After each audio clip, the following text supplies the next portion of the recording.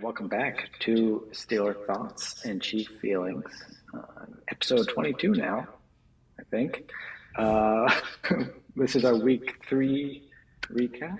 I am your co-host, Chris. I'm the philosophy professor and Steelers fan. And I am your other host, Ajay Nair. I am the psychiatrist and Chiefs fan, and as you can probably tell, I'm looking at my phone because I'm trying to pull up the comment of the week. I keep forgetting to do that before the episode. But we thank all of you that are listening, that are watching. The podcast is up on whatever app you download podcasts at, Steeler Thoughts, Chiefs Feelings, and we are on YouTube, and then we are on social media on Twitter, TikTok, and Instagram at STCF715. We do have some people that have been great at commenting, and I will pull up the comment of the week is from Instagram this time. It's from a guy named Jonathan Yelch. That's the username of Put Together, Jonathan Yelch. And this video is a video I posted from our last podcast where, I was proposing that maybe one of the reasons that Patrick Mahomes threw an interception to an underneath defender was that he and Kelsey play off of each other so much that he might have neglected to look for the linebacker because Kelsey sat in an area and he just assumed he was open. And so the title was Mahomes' first interception the result of too much trust in Kelsey. And Jonathan Yelich just replied, "Is this serious?" ? So apparently, I don't know if the assumption was we were trying to take blame off of Mahomes, which I really wasn't. It was just more of trying to explain the behavior. Yeah, I guess that was unbelievable. I'm not sure why that was unbelievable, but okay. Different priors can make things unbelievable to people. Okay, great. Well, it was serious. Yes, I think Yes, it was, right? it was serious. I took it that way. So we both have fun games to talk about this week. Somehow we are the two of the 4 undefeated teams left. The Vikings and Seahawks. Is there others that I'm forgetting? No, I'm not. The Bills are undefeated, right? Oh yeah. Well, they play They tonight. haven't played, yeah, this week. So that's exciting. I didn't expect to be here as a Steelers fan. So yeah, maybe we should get into some discussion of the Chiefs game, and I'll give you a blank slate to say whatever your main thoughts are. There's obviously particular things we can pick up on, but just go ahead with your take on it. Honestly, not that different from last week. I feel like it's, the overall takeaway to me is like there's still a lot to figure out. It's still pretty ugly in many places, and it's also a blessing to be able to keep winning while while things are ugly. I think this week I thought the defense looked a lot better than last week. There were a couple hiccups, a couple big plays. Justin Reed has been struggling in coverage still. We gave up, again, a lot of yards to tight ends, but this was Kyle Pitts, so it's a little different, But the defense really came up big in places where it needed to, and I think overall, handled their run game really well, except for, I think, the second to last drive where they kind of ran it down. They got over 50 yards rushing on that drive, I think. So I think the defense looked a lot better. I from the offense, honestly, my takeaway is that Patrick Mahomes is in a little bit of a slump. I thought he played better later in the game. His first drive, he was missing a lot of throws, accuracy-wise. He's just off in ways that we weren't used to. His throw that got intercepted in the end zone was, you got to put that throw to the corner. And he was definitely rushed because of the blitz. And I think he kind of forced it when he wasn't in a place to make the throw he needed to make. And he had a touchdown to Worthy on a couple plays earlier. He threw a bomb down into the end zone that was knocked away, but there was no one in front of Worthy. I don't know. If he leads him with that ball, that's an easy touchdown. So there were, some things like that where things were just a tick off. But he did make still a couple really good throws. And the offense did enough to win. Yeah, I saw a quote from him after the game saying that he thinks he's relying too much on his arm and he needs to work on his footwork or foundation, get more power from there. I mean, is that does that jive with what you're seeing? I mean, to me, it's like I have this sort of vision of him as like the perfect, like he's got the best arm in the league and he can do whatever he wants with it. And so when he doesn't put a throw where it needs to be, and it's puzzling, and I don't know what to make of it. But maybe you have a better analysis of it. No, because even when things look good, it's not like his fundamentals are great. You know, like they're better than they used to be, but he often makes good throws even with bad fundamentals. So, and he always go like that's kind of his canned answer whenever he's not playing well is that he has to go back to fundamentals. So to me, I think it's just a little more like that. I don't know that. Mm. I don't know what it is honestly. He part of it is just being a little bit off with his receivers, and sometimes the receivers themselves are a little bit off. And but I don't know what to make it. You know, when I saw the Worthy play live, I thought that Worthy should have kind of flattened the route a little bit and kind of boxed out the defender, which is true. But then seeing replays, that was by far the smaller part of the problem. Like I just don't know why Mahomes didn't get that ball like way out there and let him run under it, which is part of it I think is just like what people do. Like Mahomes hasn't always been that guy. You know, when he throws deep passes, he kind of throws them on a line a lot more than he's not like a moon ball thrower like Russell Wilson. And I think sometimes that gets him into trouble when, you know, you have a receiver that's fast and outrunning the defender. Sometimes you just lay it up there and let him run under it, you know? Yeah, yeah. I mean, that is the Russell Wilson staple, right? The deep arcing moon ball that doesn't even have to be accurate because the receiver can just run under wherever it goes. Right. Uh, but I do think of Mahomes as more of like he throws strikes and darts, and that's partly why I think of him as having such a good arm. I guess because he gets so much velocity on it, even when he doesn't have feet to use. You know, he's in midair and does it too. But yeah, it is weird to see him. I don't even want to say struggling. I mean, I would love for him to be our quarterback, right, with just this level of play. But for him, this is a little bit below what we're used to. And Um, it's different from last year. This is much more like 2021. Like teams, you know, last year teams stopped dropping deep and they started threatening us to basically saying like we dare you to beat us deep, and we just didn't have the deep passing game to get that done very frequently. This year again they're going back to just like giving us the deep, like going back, giving us everything underneath. And that's why, if you know, we threw so many wide receiver screens. We've been running the ball a lot more. And I think the goal from Andy Reid is just to do it so effectively that teams ultimately have to take some chances and come up. I mean, the Falcons did too. I feel like they were throwing wide receiver screens like every one or two plays. uh, but yeah, I mean, do you think that there's anything?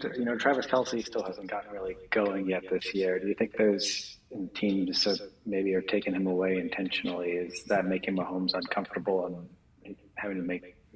Could that be a factor here, or is it not? I thought that was something that was definitely plausible in the Bengals game.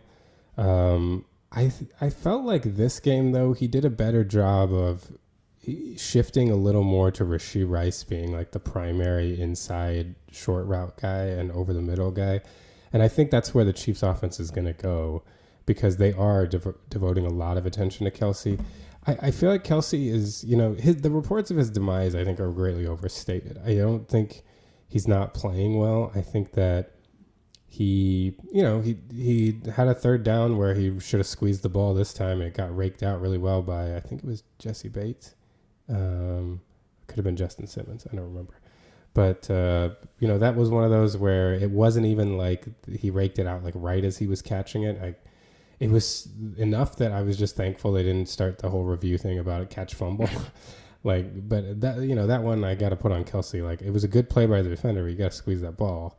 But I think in general, he's getting open. He's just getting open more in underneath areas because teams are devoting so much attention to him that he's not trying to do much else. He's letting other guys get open. So I think a time will come as Rashee Rice continues to be effective. I think a time will come when teams will have to move some of their attention over, and Kelsey will have some games too.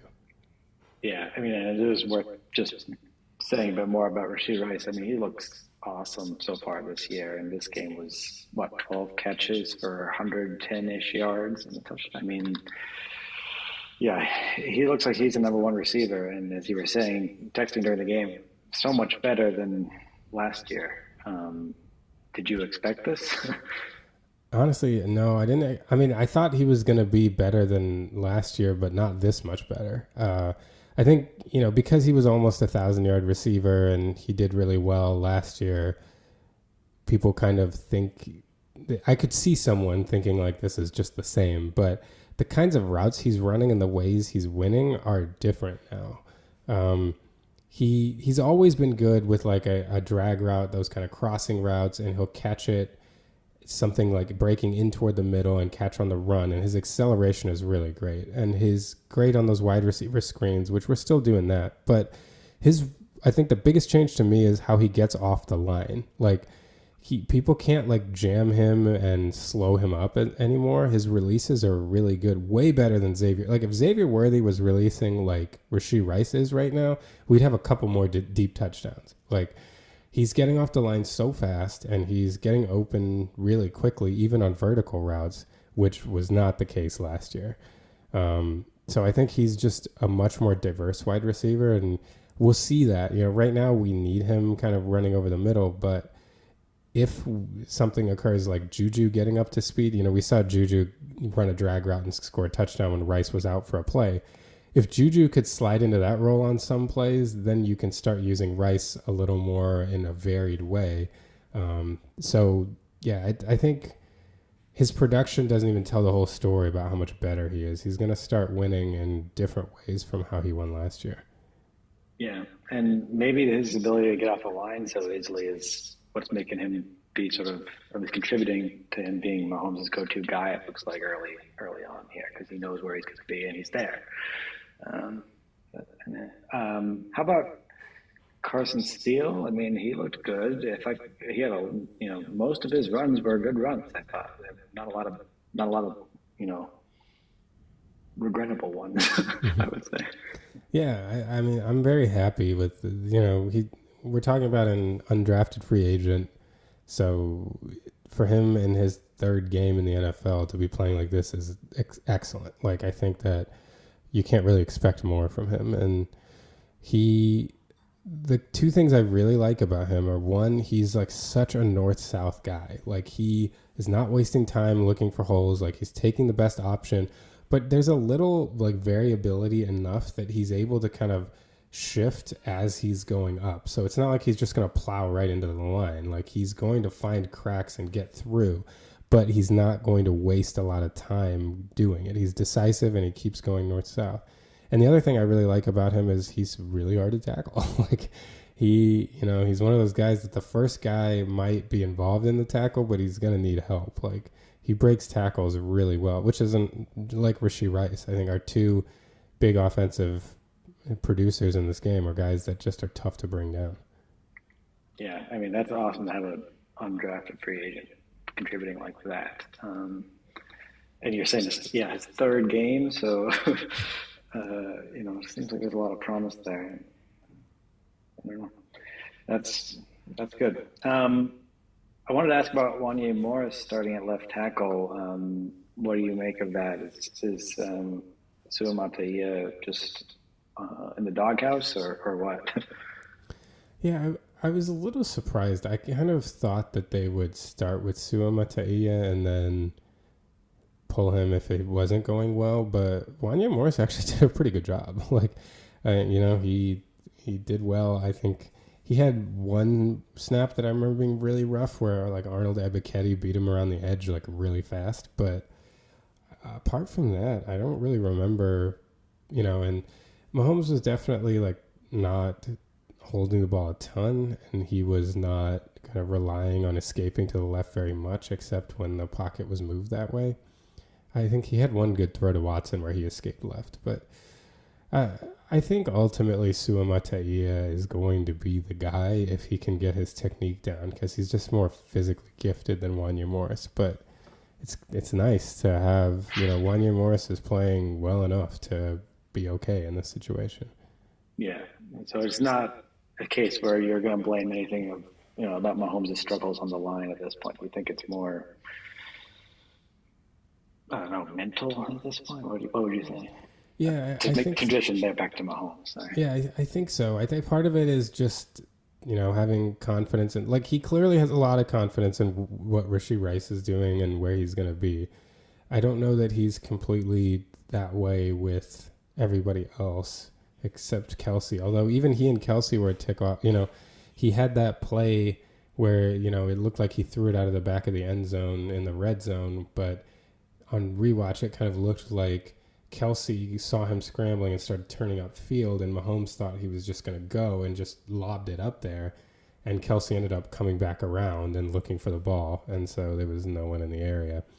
Um, so there are things like that. They've been a little off, but I don't think, unless it's more like psychological because of how bad his left side was at the end of the game last week, um, I don't think the line was causing any problems for him this time. I will say that part of the struggles last week, a lot of people at Kansas City Sports Network, I think specifically Kent Swanson posted about this, but they were timing the cadence. Trey Hendrickson had our cadence down.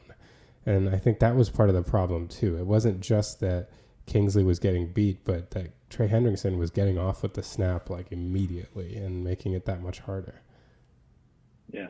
Um, I just want to emphasize that as much as you can make a story out of Mahomes not being stellar in this game, he had some awesome throws still. I mean, especially in the second half there. I think I texted you a few times, what a throw. I mean, throws that I would be very happy if any Steelers quarterback made. So, um, they had some angles from behind the quarterback where you can really see how difficult those are.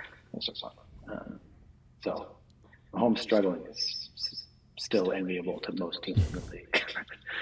um, I mean, how are you concerned about the offense at this point, big picture, or where are you feeling? What are you feeling about it? Not yet. I mean, to be fair, I was saying this last year, and the offense didn't really figure it out, but it was still good enough. I think this offense is clearly better than last year, but the defense is worse than last year. So, I mean, I think this team is good enough, and I just at this point will not panic about the Chiefs until they look bad in the playoffs. But They're also still 3-0, right? yeah, So I mean that's it's hard true to be too. panicking at this point. But we also as much as I feel good about that, I also don't want to be like the Eagles last year who went 10-1, barely squeaking out games, and then it all collapsed. I don't expect that that's going to happen, but I think that we have enough as far as with Rice's jump and with Worthy, who is still a gadget-ish player right now, but if he can develop like Rice did last year, where Rice started the year as a gadget guy and then became a guy in a somewhat limited role but important role by the end of the year, and he was able to take that limited role into almost 1,000 yards. He wasn't running a full route tree, but what he was doing was so impactful. I think Worthy could be like that. Mm-hmm. I'm not that worried. I think that we've seen flashes. I thought the Baltimore game looked good at times. I thought the offense in general was good in this game, except in the red zone. And if Mahomes just wasn't inaccurate on a couple throws, I really wouldn't have any worry about the offense whatsoever. We move the ball all day. It's just that, and failing in the red zone is not an uncommon early to middle of the season issue with Andy Reid's Mahomes team. We've heard this one before. So the only thing that concerned me was Mahomes just looking a little off, and he's going to correct that. So I should amend that. I think we're going to be okay offensively. I also just thought it would be, I mean, it did feel, maybe I should go look at it more closely, but toward the end there, I think a number of penalties kind of kept the Falcons in it, and those were sometimes fairly questionable penalties. Sustained a couple of Falcons drives at the end.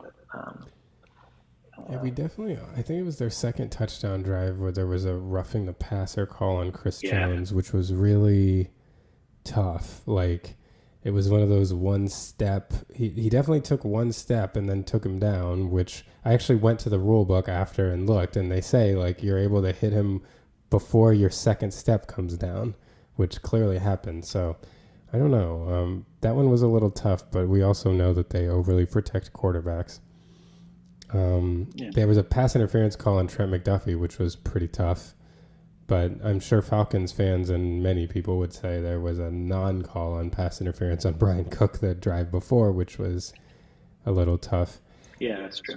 I mean, talking about that play, actually, I think that one falls exactly into, we were talking last week about a play in the Chiefs-Bengals game where I felt like Cam Taylor-Britt had come early, but I said, like, I could kind of understand it because it's one of those where in real time, if it seems like close to bang bang, the ref isn't going to call it. I kind of feel like the Brian Cook play falls into that one as well. Like, if you watch it in slow motion, like, he clearly came early. If you watch it in real time, I mean, I think it becomes like I could see someone being like, no, I still think it's pass interference in real time, but I don't know. I can also see an argument that like that's close enough that I don't know. When I first saw the play, like live, I didn't think it was pass interference. Now when I rewatch over and over on real time, especially knowing that he wrapped his arms, which you can't see from the broadcast side, like I can see why people would say, but to me, it wasn't like an egregious no call. It wasn't an obvious no call. If one thinks it's pass interference, I think that's a reasonable opinion. But I don't know that it was like an obvious one. Just to make sure. All right, is this the one that was in the end zone? Yeah, Kyle Pitts was like trying to come back. Brian Cook was face guarding him, and he definitely like hit him early before the ball got there. But to me, I felt like it was fairly close in time. Yeah, I think I had the same reaction watching it live. I didn't think there was any problem with it. And then when they showed the replay, they had a pretty close camera, so it Yeah. turned out to be fairly clear when they showed the replay. But It's one of those where it's like, well, the guy throwing the flag doesn't have the benefit of the replay. Like, he's watching it in real time. And if people want to legislate that, like, well, we want a situation where, like, New York could correct that based on replay, like, I'd be willing to hear that. I don't want anything that makes the ref have to run over to a monitor any more than they already do. But if it's like, oh, we could have eye in the sky, like New York correct that, be like, that's pass interference, like, okay. But, I don't, if we're wanting people to make calls in real time, like, I don't know, calls like that probably are, they're going to be inconsistent because that's how the refs are. But I don't know that those are always going to be called. yeah. Do you want to say anything about Nick Bolton? Oh, yeah, I should. Especially, first of all, because he clearly was playing hurt by then. I mean, he has that, like, giant thing on his arm, like, because of his arm wrist injury in training camp. And he was playing, he had some kind of hip back issue. And just, I don't remember if I brought it up on the podcast. I think I did, but I definitely brought it up in my film review of Chiefs Bengals that, like, Bolton really started making splash plays again in the Bengals game. And I think that translated to this one. The end of the game wasn't the only time Bolton was flashing and really like keying on the run and making big plays. And the end of the game, like that was, although on rewatch, like I have to give as much credit to Leo Chenal because Leo Chenal absolutely obliterated the left tackle, which is what created a hole for Nick Bolton to run through. So both of them really like were fantastic on that play. And I think, those of us that are a little more, I wouldn't, I like Nick Bolton and I hope he stays with us at the right price. But I feel like those of us, we just need to switch to Nick Bolton appreciation mode, at least for a couple weeks, because that was really quite a performance from him. Yeah, I guess. Okay, so Leo Chenal and Nick Bolton really there working together. The Chiefs linebackers doing work, especially on the last play of the game. Well, for the Falcons. I guess that hits all the main things I wanted to ask about. I mean, I still kind of get a sense of like what you're worried about. That would be fun at this point. You think the offense will get it figured out? Defense, I mean, they still look good, right? Maybe not as good as last year, but they're formidable. So, like, what are you concerned about? I think the big thing I'm concerned about is I wish Justin Reed and Drew Tranquil look a little worse in coverage than they were last year. And what I think is probably the case is that they used to, because we had two really good corners and we had usually three corners on the field that would tackle amazingly in the flats. My sense is that they had fewer responsibilities with running backs coming out in the flats because we could really trust Snead and McDuffie and everyone to come up and close out those areas. So I wonder if the linebackers and safeties are just having to do a little more than they had to last year. And that is why they appear just a little slower and a little out of place at times. Because Reed, when he's like flying downhill and making tackles, still looks like elite. Which he did again in this one. There was at least one of those where one of those wonderful, like, I can't remember if it was a running back or wide receiver screen, but he just came flying in out of the. I think it was a wide receiver. I think it was Ray McLeod, if I remember correctly. I'm Steeler. He. There was also I am gonna post this on a short tomorrow probably, but there was also a play where Ray McLeod. They were running a stretch play to the left of Bijan Robinson, and Trent McDuffie just like takes Ray McLeod and like throws him into the backfield. Like they ended up gaining like 4 or 5 yards on the play, but it was striking to watch. I don't think Ray McLeod is the kind of receiver. He's not big, right? I don't. At least from the Steelers days, I would not have relied on him to be a powerful blocker. It's like using Lil Jordan Humphrey to block TJ Watt on the edge. Yeah. For those of you who didn't see, Ajay did a really nice breakdown last week of TJ Watt's sack. No, just setting the edge, I guess, and was it tackle for loss on the running play? Whatever it was, completely blew up a stretch play. Yeah, that's what it was for the Broncos, and because they tried to block him with a practice squad wide receiver. That was a choice. Yeah, it was a choice. Cool. Well, anything else from the Chiefs game that you want to make sure that we don't leave out? No, just that I didn't think, just to reiterate the thing that I kind of thought for the first time while doing this podcast was that if they are able to move Juju more into kind of that power slot role that Rice has been occupying, I'd be excited to see what they would build off of that. Because what we are missing right now is a wide receiver that can threaten all three levels of the field. That's what Hollywood Brown was supposed to be for us. And I think Worthy will get there, but he's clearly not there yet. So if Rice could do that, which would have been completely unexpected based on what he did last year, Juju could fill last year's Rice role, I think, fairly admirably. So that would be interesting. Yeah, and it was fun as a Steelers fan to see Juju score again. I mean, love that guy. Happy for him to be on another very powerful Chiefs team there. Good. Well, let's see. We have a little bit of time before break. Do you want to get into the Steelers, or we take a break could hit one topic of the Steelers game? Maybe we'll just start with you kind of giving your general thoughts on the game, and then we can take a break. Yeah, sure. I mean, this was a fun game. This was, I think, coming out of this is the most excited I've been about the team. I was trying to remember the last time I felt like this. It might have been like 2018, to be honest. There's a lull here. I mean, we were 11-0 in 2020, but it never felt like we were that dominant. This felt like we have the makings of a dominant team. Not saying we're dominant yet, but the defense is just, they really turned it on, especially in the second half there. And you could argue that Herbert was out. But even before he went out, I think they were really shutting him down.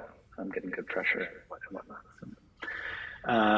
And then the most exciting thing for me was Fields. I thought he did the kinds of things that we didn't ask him to do in weeks 1 and 2 and led me to wonder really how good can he be. I thought he looked decisive. He read the field well. He did basically all his damage through the air. He'd have that 5-yard touchdown run, but he did everything you want the quarterback to do. And I think early in this game, when it was clear the defense was struggling a bit to stop Herbert, he was picking up harder zones. I thought I texted you and said, I think we're going to need Fields to win this for us. And he was up for it. He looked totally calm and made quick reads. You could see him moving, around the field to find the open receiver, and then he still has awesome arm talent. He can fit those missiles in tiny windows, and he's been accurate. I thought he was really accurate in this game, and that's something I really didn't expect from him.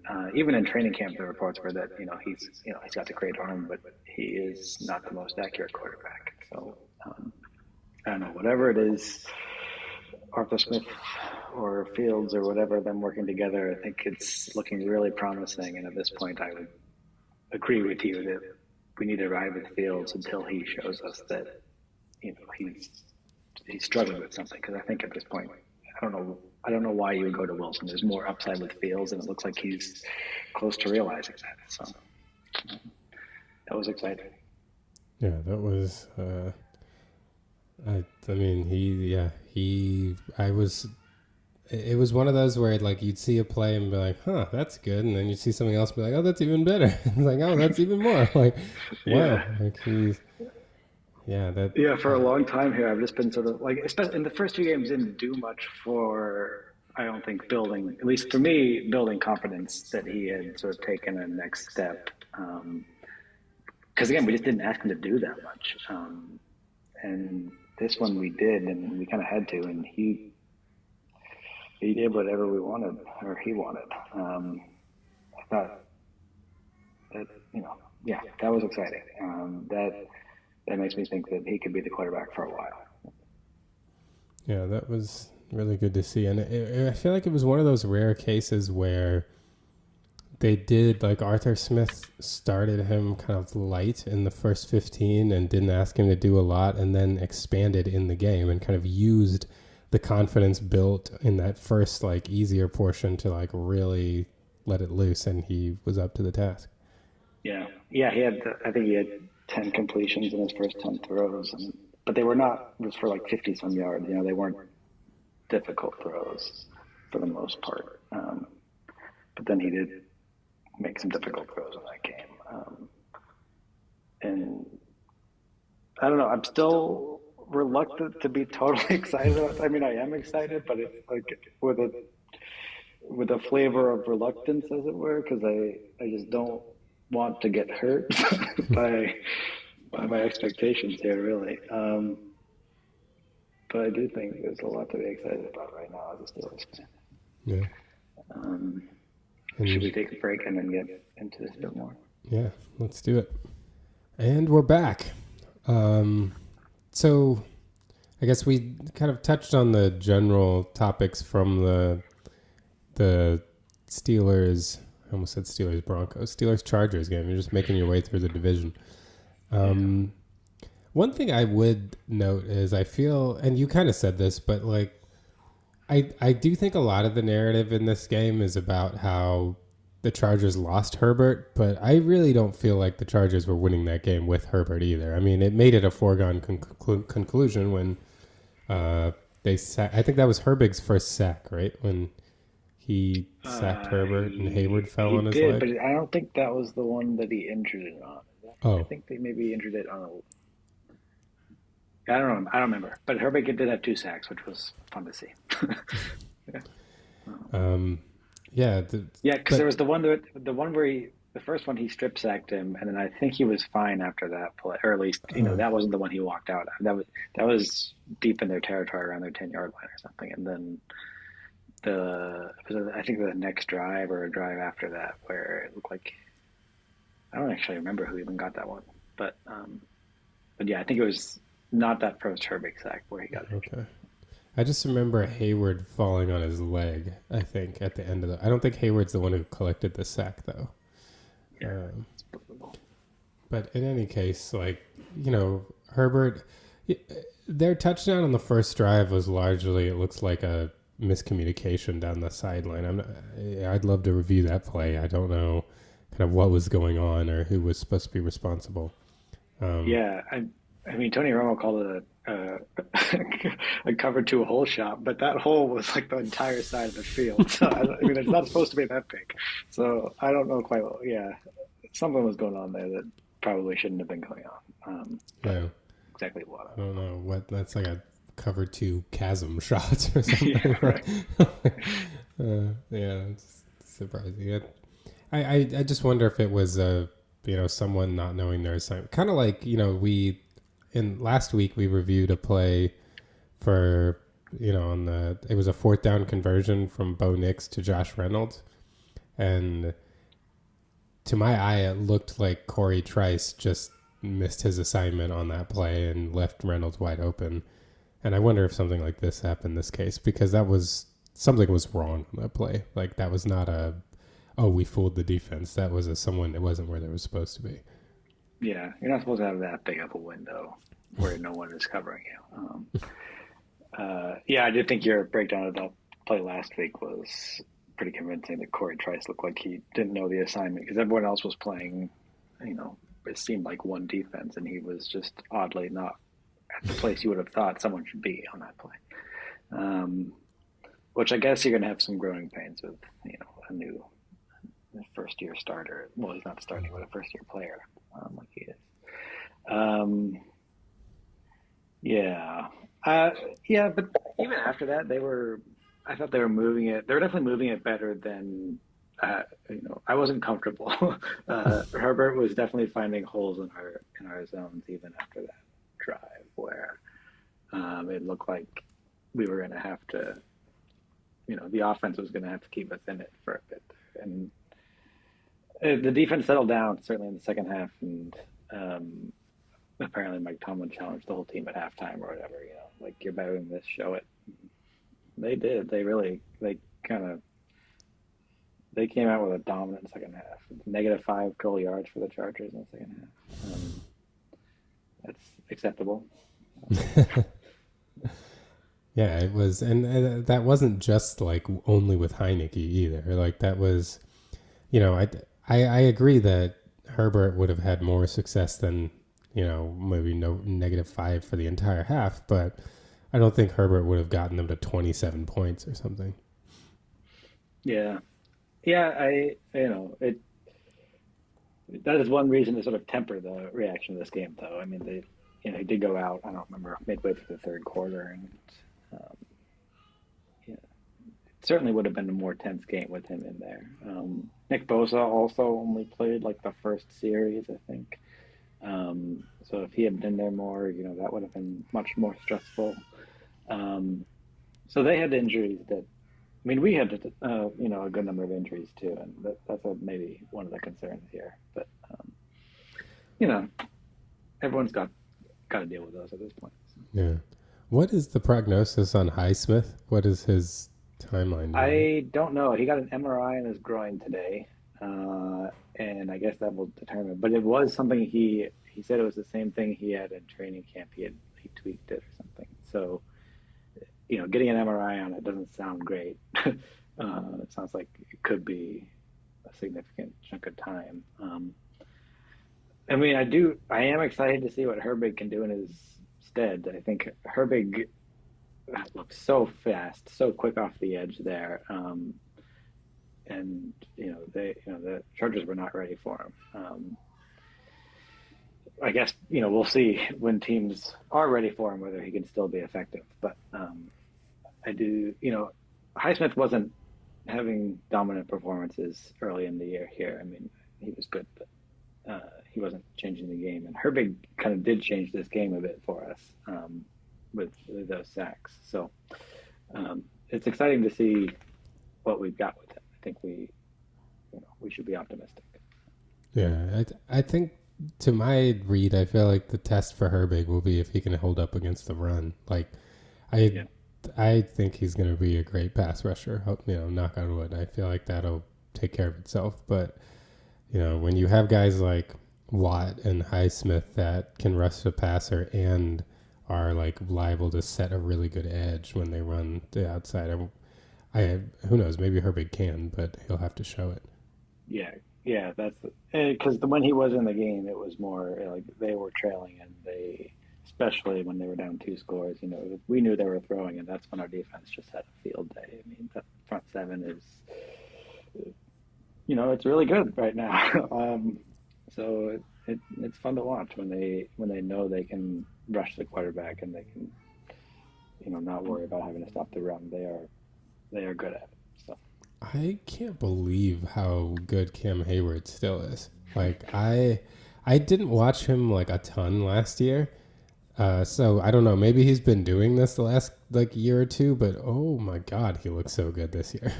I think last year he had a groin injury and was sort of he missed a lot of time, and then I don't think he was ever really himself when he was in there. But this year, yeah, he has looked really good so far. There was one of the plays I think it was in the third quarter where he's getting he like gets off a block and then takes the some pulling guard, maybe I don't know if it was a guard or what, but it's kind of a stretch play, and he tackles the running back through the guard basically in the backfield. It was just like the guy is so strong, for him to be able to make a play like that at this age too. I don't remember how old he is now. He's old though, he's not young. He's been around a while. And he was mentioning the Steelers because he's like second all time in sacks now for the Steelers. Is that right? He's got a lot of sacks. He set some Wow. records this game, and people were asking him about it. And he was mentioning all the teams or the players he's played with, and Ziggy Hood showed up on that list. Well, that's a Brett Kiesel. I mean, like he's been around a while. Those are old names. Um, Unfortunately for us, because they're household names for me.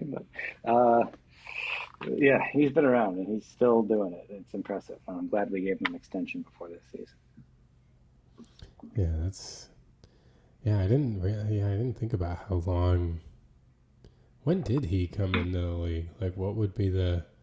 Let's see, it's 24. Was he like he wouldn't have been there in like the even the second like run to the Super Bowl loss, right? That's too No, I early. don't think so. I think, well, yeah, when did He probably Lonnie came would in around probably the.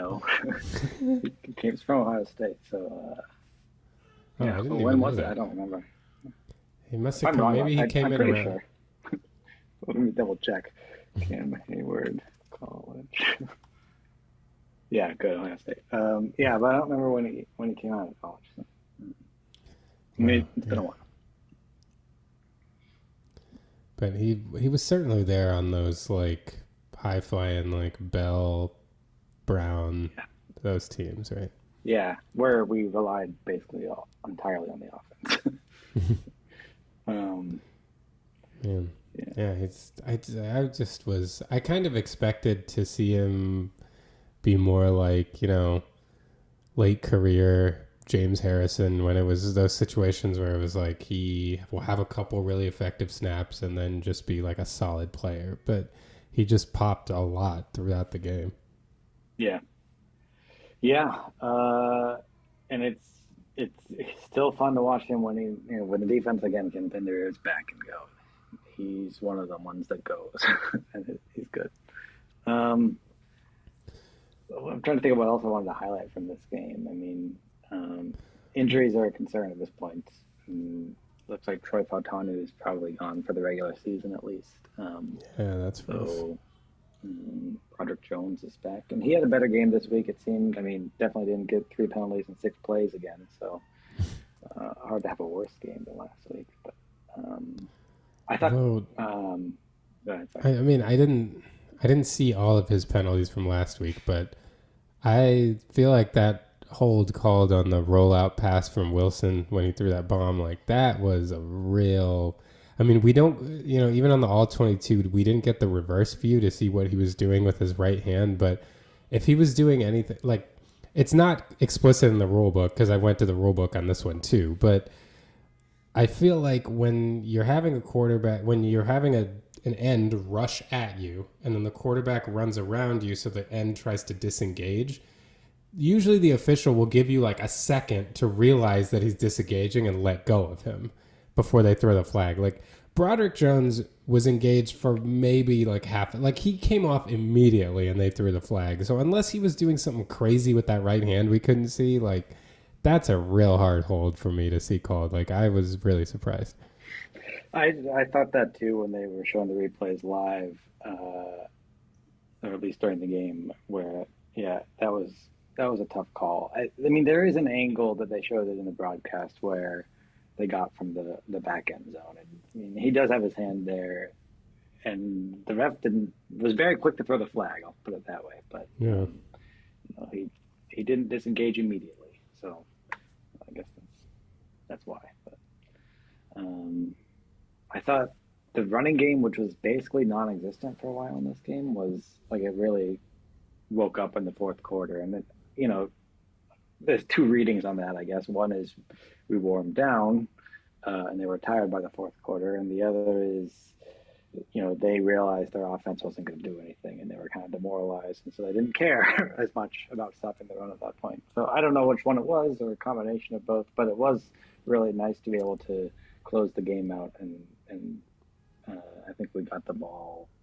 I don't remember how long that last drive was, but it was, you know, we ran it until the game ended, basically, and that was fun. Well, that was my favorite part of the game, but just because you guys like Harbaugh, like like either of the explanations is not what Harbaugh would want, right? Like if his team gave up because of their situation, or if they just were worn down, like neither of those things is supposed to happen to Jim Harbaugh. And so I actually texted Lonnie during the game, being like, "I just want you to know this is happening to Jim Harbaugh's team. They're running it down his throat." I think I referred to him as Old Toughness Jim in my text.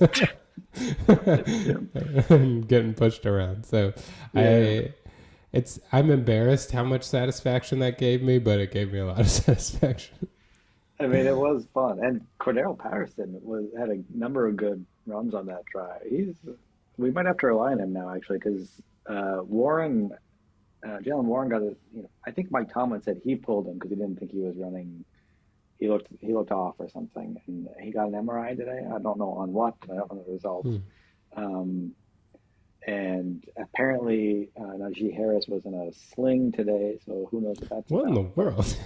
yeah, you know, it's not great, but yeah, we'll see. But we might have to rely on Patterson a bit more So between our two teams, we have four injured running backs right now. So here. Yeah, I guess Clyde not good isn't for. technically injured. He's on the non-football illness list, but he's out for. What's the deal there? He actually, I believe it's actually post-traumatic stress disorder. It's like a Oh yeah, he has had like multiple times where he's missed time due to mental health issues, and he kind of opened up about it. And apparently, he was in an incident in college where they were being robbed, and he shot the assailant, and he has apparently PTSD from that.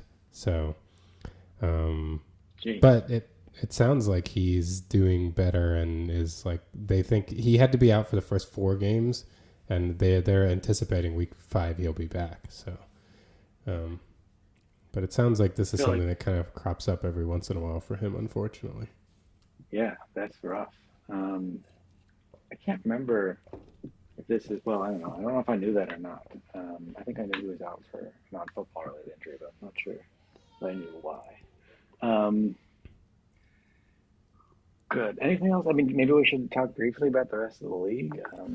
I did want to say one thing, and I want to try to make this as little like a first take segment as possible, but I have a somewhat like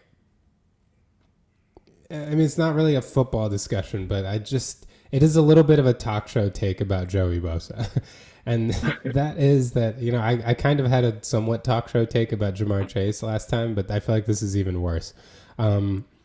And it's just that like I it's not anything about him specifically. It's just about the optics of when you're somebody that is like injured a lot. Um, his demeanor when he gets injured reminds me a lot of like Jay Cutler. When like Jay Cutler, like something would happen and it would not, you couldn't tell what happened or that anything bad happened, but he would just be out for the game, and he would just seem so ready to be out for the game. And like Joey Bosa, and I know he got injured in the first quarter and he went, like they all go to the locker room at halftime, but like he was out in street clothes pretty quickly, and he was, and not that I think that means anything actually about his commitment, but like the optics of it sometimes are a little tough, you know. It reminds me too of the NBA for a while, the now Lakers center, formerly Pelicans center Anthony Davis would also get hurt a lot, and he would be sitting on the sideline a lot. And Charles Barkley started calling him street clothes because it was just like you're just so ready to be in street clothes and just sitting there. And again, I don't question Joey Bosa's dedication. And it doesn't seem like anyone on the Chargers or any of their fans really seem to care. So maybe this is a moot point. But it just struck me as odd as like, it just reminded me so much of Cutler. Like when Cutler was on the Bears, it would be like, oh, Cutler's out for the game. And he'd just be like standing on the sideline, like talking to people. And like his team's like in the NFC championship game, like trying to win, you know? And it's just like, for whatever is happening, like none of us know what's happening, and so this is one of those rare times where you kind of appreciate having a slightly like a more Russell Wilson mentality. Like Russell Wilson 100% would not be taking his pads off for during that time. You know what I mean? No, he He'd be probably in full wears them, uniform. wears them home. Yeah. Yeah, yeah. Like, and there are occasionally times where like I understand why a team would want that. You know, especially from someone who's like one of their highest paid players and it's tough. It's not his fault that he gets hurt all the time. Like, although, and this is again like one of my,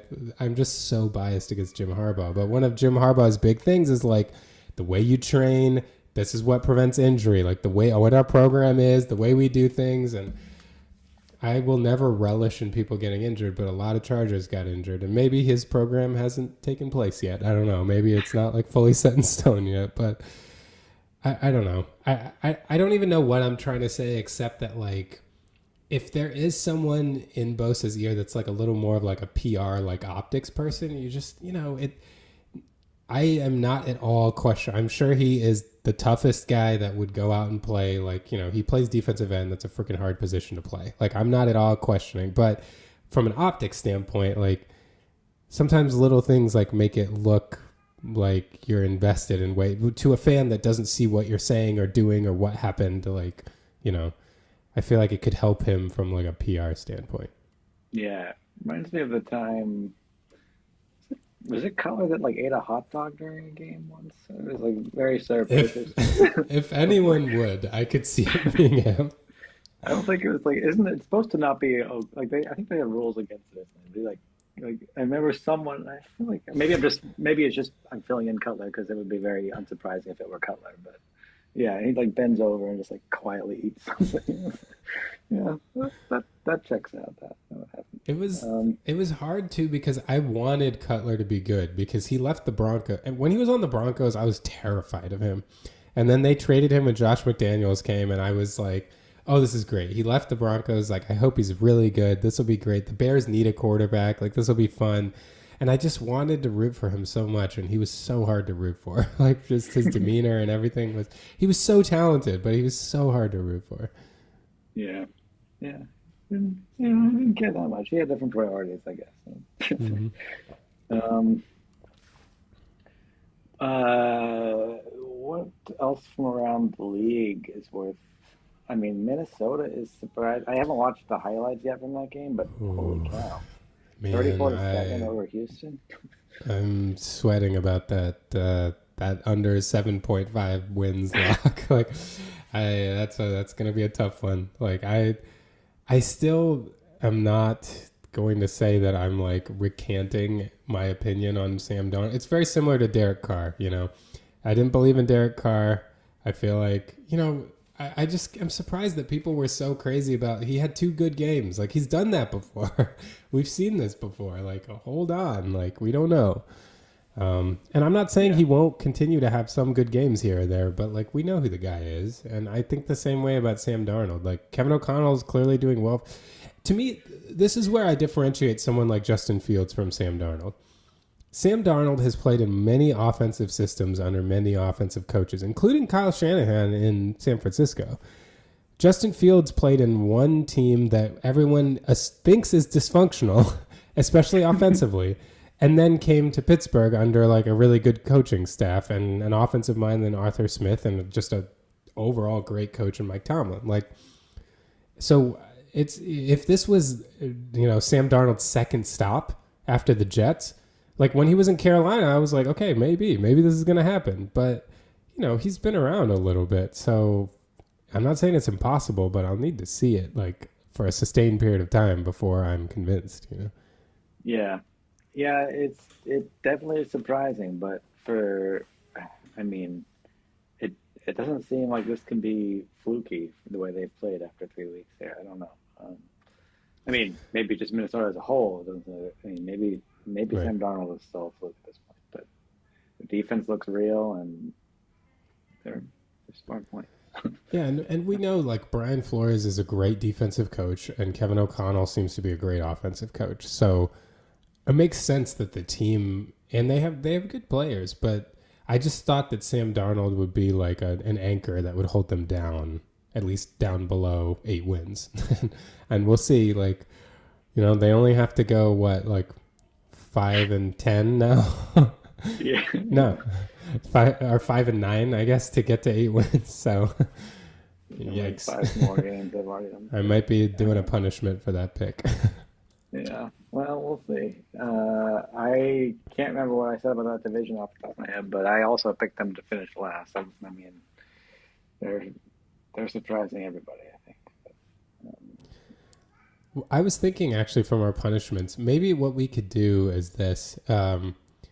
You and I have been talking offline about what the punishment would be, and so we had. I think we've settled on one, but I won't put it out on the podcast just in case we haven't completely settled on it. But I was thinking about the way to decide when if we get any of our locks wrong, we have to do a punishment. And then I was thinking to like add to it, if we get any of our unlikely but plausible things right, then we should add to the other person's punishment because it's that's like good. a yeah. So if you miss a lock or if the other person gets an unlikely but plausible one right, then you add to the punishment. I feel like that will Okay. probably leave us in like good numbers as far as something we have to do. Yeah, and it will make it extra interesting because we can add, we'll have like the base punishment, and then we'll have the wrinkles that can be thrown in on top. That should be good. Yeah. Actually, let me do a quick Pat Fryermuth All Pro watch. Uh, I think I'm feeling fine about that one. yeah. Let's He had a see. drop. Yeah, he had a drop this week where over the middle that would have put us in field goal range. We ended up attempting a 62-yarder anyway, but and you just texted all pro. Yeah, uh, that that was Oh, he's 12th right now in yardage. He's 12th among tight ends with 99 yards. So he's just behind Kyle Pitts. He's ahead of Sam Laporta. Sam Laporta was an All Pro last year. I mean, there's still time for me to get uncomfortable about that, but I'm not uncomfortable about it. I am. This is just in line with what he's always done. He has 30 more yards this year than Travis Kelsey. So there's Well, that. we didn't expect Kelsey to be. He'll wait till the playoffs and then he'll really turn it on. That's the real I expectation. Yeah, I still like. I'd be really surprised if he doesn't. I feel like Kelsey's still going to be around 800 yards as a floor. Like he'll turn it on at some point. Like he's too good. And I Yeah. think Kelsey. Unfortunately, is not someone who mentally enjoys load management. Like he's not going to like be like fine with them decreasing his snaps a bunch and stuff. I think he's fine with not being targeted if the offense is moving, but he wants to get open, so he's going to keep trying. Mhm. Um, Other games worth. I did watch a bunch of Baltimore and Dallas. Yeah, what was that Mostly like? I ended up Dallas. missing a lot of it. It was not competitive for a while. I watched it. Well, I had it on while I was cooking dinner, so I didn't see a big chunk in the middle where it didn't seem important.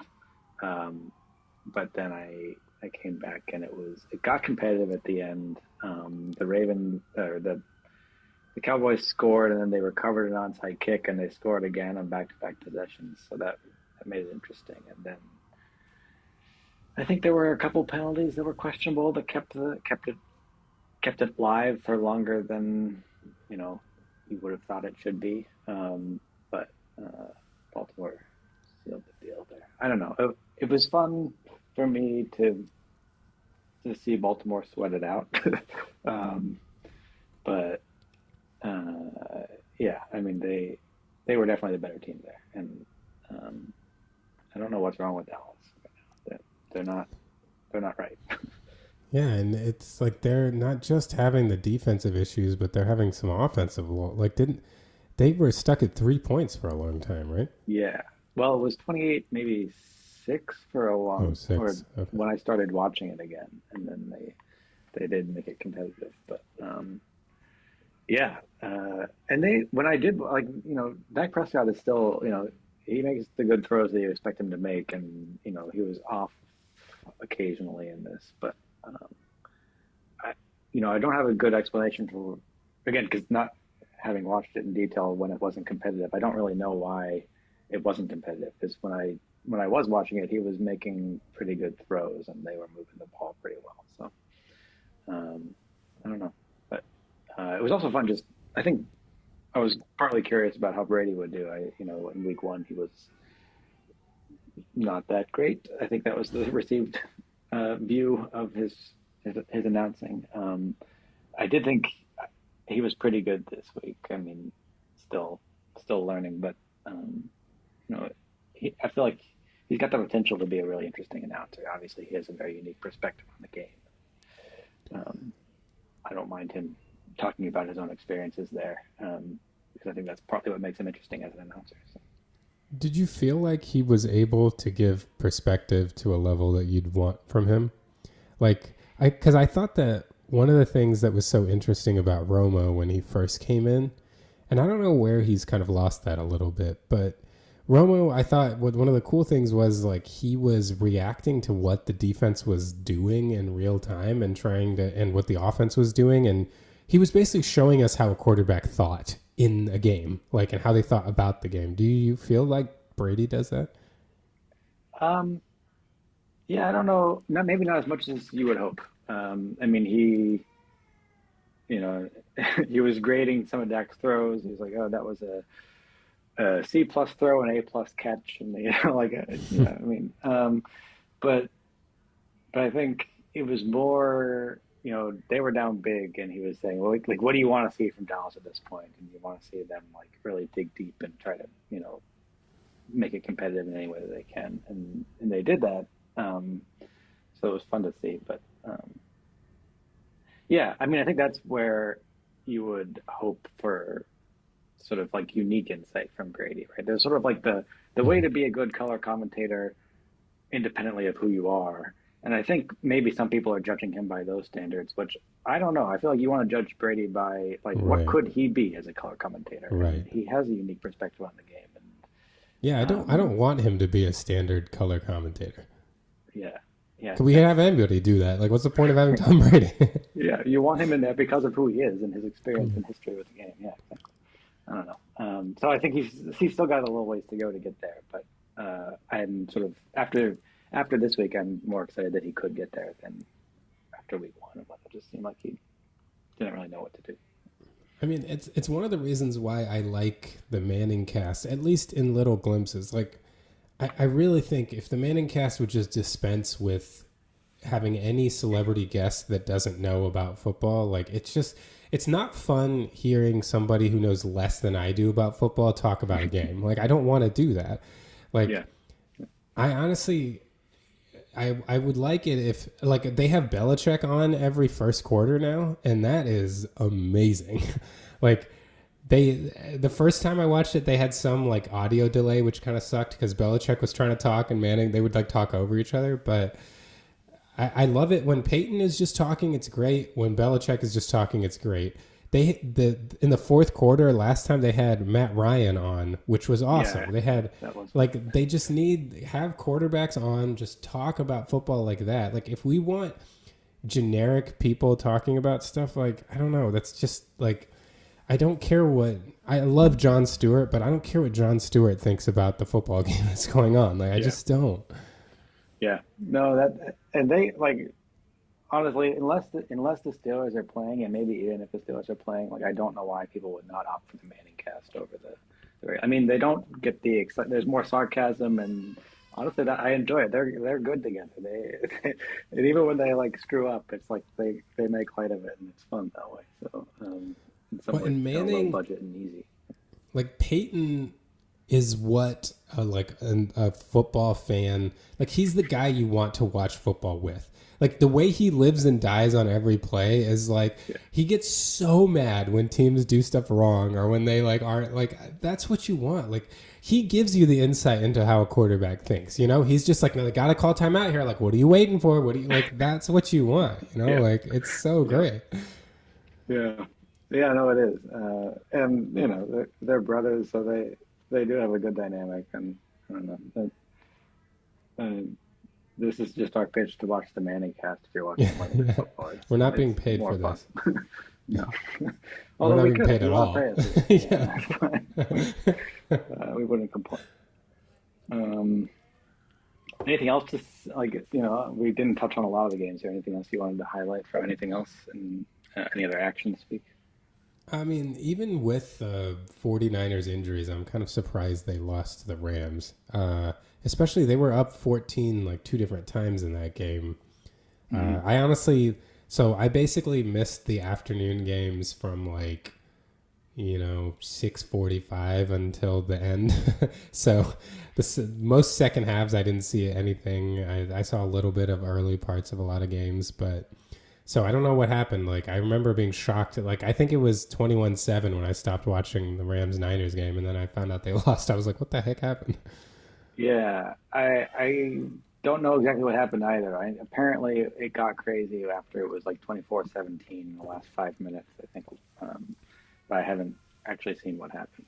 Yeah, I think Apparently, I saw it was that fun. like the Niners missed a field goal and then Stafford threw a bomb to Tutu Atwell, which led to them scoring a touchdown. But then the ensuing possessions, I don't know what happened that led to the Rams game-winning field goal. But yeah, that was surprising. I was surprised at how low scoring Detroit Arizona was. I thought it was going to be like a shootout. Yeah. Um, so Detroit's defense, I mean, I really thought Kyler Murray was going to throw all over him. So that was, because I don't know that I loved Detroit's secondary in the first couple weeks. So that's good for them. I think if Detroit really is going to be that like powerhouse NFC team that some people are predicting, first of all, they can't be losing games like to the Buccaneers at home, but they got to go win games like this. So that was a good showing for them. Yeah. Yeah, I think they're living up to expectations so far, at least preseason expectations so far. Oh, and Malik Willis, Uh, revenge game. I feel like we should. yeah. Yeah, that was big. Yeah, he had a good one. I mean, I'm sure Green Bay doesn't want to hear it, but if he plays like that, I don't know if he's going to play next week, but if he does, you could imagine a quarterback controversy there in Green Bay. But, I don't know. He looked good. He looked like, that's great. If he can play like that, that's a really good backup situation to have. Well, and it also really makes you wonder, like, what was happening in Tennessee? Like, or Yeah. is like Matt LaFleur like that good of an offensive coach? Like, because Matt LaFleur himself was basically like, I don't think I can tell you guys how hard it is. Like how recently he came into the offense and how he's done. Like he's basically like it's shocking. So Hmm. like, well, if he had that kind of acumen, like what's happened in Tennessee? Because we played him in 2022, and that guy couldn't do anything at that time. So I Yeah. don't know. I remember I had hoped Pittsburgh would draft him, and we drafted Pickett, and then seeing Malik Willis in Tennessee made me think, well, we didn't miss in anything, and then, well, maybe we did. I don't know because he was pretty good this week. Um, Denver also looked good, surprisingly. I don't know what to make of that. I didn't see a lot of that game, I didn't either. but I mean, Bo Nix's stat line completely shocked me. Like, I don't know what to think about that. So I don't know. I'll have to see more of what happened in that game to have more opinions. But that is just shocking to me. Yeah, that's about where I am too, and I'll add that it's like I'm not disappointed because having just beat Denver in a kind of nail biter of a game, uh, it's fun to see them dismantle a team that I thought was pretty good in Tampa Bay. So, yeah. And then, I know we got to wrap it up soon here, but I guess the only other thing is Derek Carr did finally hit a wall like you had been expecting him to. Do you want to gloat a bit? Well, I'd like to see a little more of it, which I think is going to happen. But you know, it's not uncommon for teams to look good at the beginning. They have a new offensive coordinator, new offensive system. Like teams weren't ready for it. We'll see. Like now, as teams adjust to what the Saints are doing, I think Derek Carr is going to be Derek Carr, which is like an average NFL quarterback with really good tools, so he can look really good at times. But I think he is who he is. We know who he is. Yeah.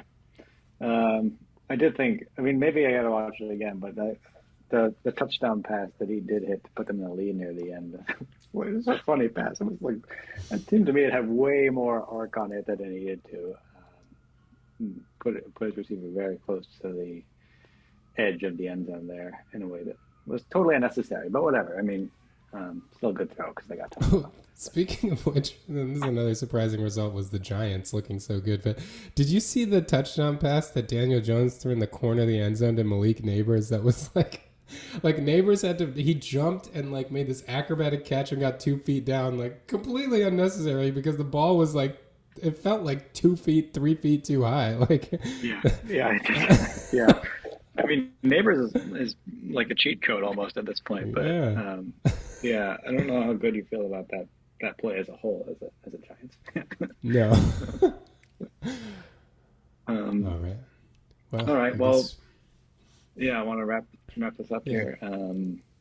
Thanks to everyone for listening. It's been another good week of football for at least the Steelers and Chiefs fans in this group here. Hopefully, Yeah. more of it next week. Please follow along on social media at STCF715. And I will try to have, I don't think the All 22's out yet. So we'll see when the film reviews are going to be coming up. Probably like, Wednesday, Thursday, or Thursday, Friday here on this YouTube channel. Awesome. Yeah, check it out when it's up. All right. Until next time. All right. Yeah. See ya.